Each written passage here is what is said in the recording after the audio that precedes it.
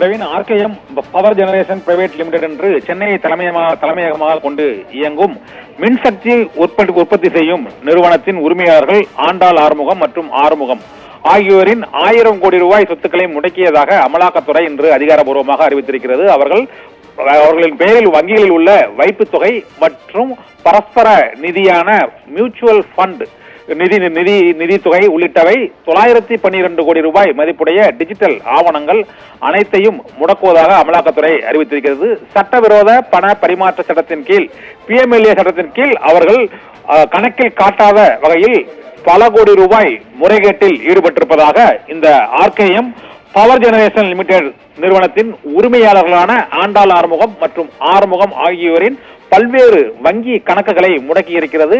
இந்த கணக்குகளின் மதிப்பு சுமார் 1000 கோடி ரூபாய் இருக்கும் என்றும் மியூச்சுவல் ஃபண்டுகளில் மட்டுமே 912 கோடி ரூபாய் டெபாசிட் செய்திருப்பதாகவும் அமலாக்கத்துறை வெளியிட்டுள்ள அந்த செய்தி குறிப்பில் தெரிவிக்கப்பட்டிருக்கிறது. சென்னையைச் சேர்ந்த தொழிலதிபரின் 1000 கோடி ரூபாய் மதிப்புடைய சொத்துக்களை அமலாக்கத்துறை முடக்கி இருப்பது பரபரப்பை ஏற்படுத்தி இருக்கிறது. ஏனென்றால் அவர்கள் வங்கி வைப்பு தொகை மற்றும் டிஜிட்டல் ஆவணங்கள் மற்றும் சட்டவிரோத பண பரிமாற்ற சட்டத்தின் கீழ் முறைகேடாக நிதிகளை கையாண்டது ஆகியவற்றின் அடிப்படையில் அவர்கள் மீது PMLA சட்டத்தின் கீழ் வழக்குகள் தொடரப்பட்டு கடந்த சில நாட்களாக அவர்களுக்கு சொந்தமான இடங்களில் சோதனை நடத்தப்பட்டு கைப்பற்றப்பட்ட ஆவணங்களின் அடிப்படையில் இந்த 1000 கோடி ரூபாய் மதிப்புடைய சொத்துக்கள் முடக்கப்பட்டிருப்பதாக அமலாக்கத்துறை அறிவித்திருக்கிறது. பிரவீன்.